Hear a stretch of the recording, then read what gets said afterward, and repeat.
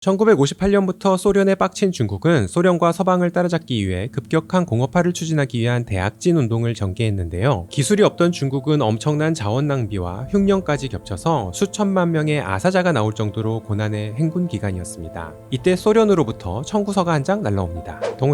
동생이 우리한테 식량으로 주기로 했던 핵무기, 탄도미사일, 잠수함, 전투기, 구축함의 기술 라이선스비 도착 안 했다네. 형님, 식량은 지금 이 동생이 먹고 죽을 애도 없어. 그동안 해준 게 뭐가 있다고 그럽니까? 이럴 거면 우리 앞으로 보지 맙시다. 이렇게 중국과 소련의 관계는 상당히 틀어지게 됩니다.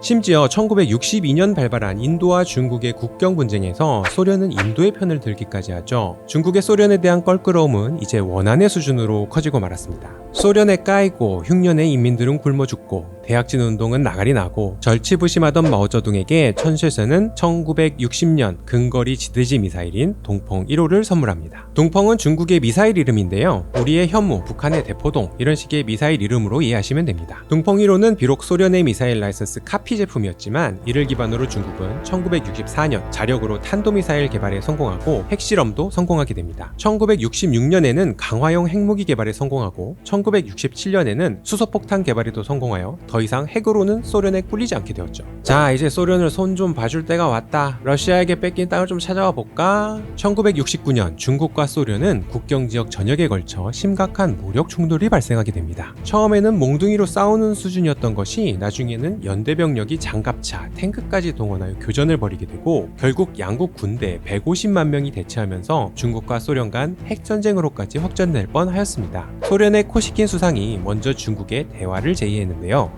이번에 베트남의 호치민 주석 장례 때 하노이에서 말씀 좀 나눕시다. 사람 오라가라 하지 마시고 하고 싶은 말 있으시면 가시는 길에 베이징에 들리시던가. 중소 국경 분쟁은 그 이후로도 오랜 논의를 지속해서 2005년에야 비로소 중러 국경 협정을 체결하게 되었습니다만 이때 중국과 소련의 충돌은 역사적으로 엄청 중요한 사건이 됩니다. 중소 국경 분쟁을 통해 미국은 공산국가인 중국과 손을 잡아서 공산국가의 큰형인 소련을 견제할 수 있다는 사실을 깨닫고 적극적으로 중국에 대한 구애에 나서게 됩니다. 이를 위해서 미국은 국제사회에서 중국을 인정했고 1971년 중국은 유엔에 가입하여 중화민국을 대체하여 안전보장이사회 상임이사국이 되었으며 1979년에는 미국과 중국이 수교하기에 이르렀죠. 세계화 자유무역 국제분업의 물결 속에서 미중 수교와 중국의 계약개방 정책이 더해져서 중국은 엄청나게 빠른 경제성장을 이루게 되어 세계의 공장과 세계의 시장 지위를 누리며 오늘날 미국의 지역 패권, 기술 패권, 금융 패권을 위협하기에 이르렀으니 어쩌면 1969년 중소 국경 분쟁이 바로 최근에 벌어지고 있는 중미 패권 전쟁의 첫 단추라고 볼 수도 있겠습니다.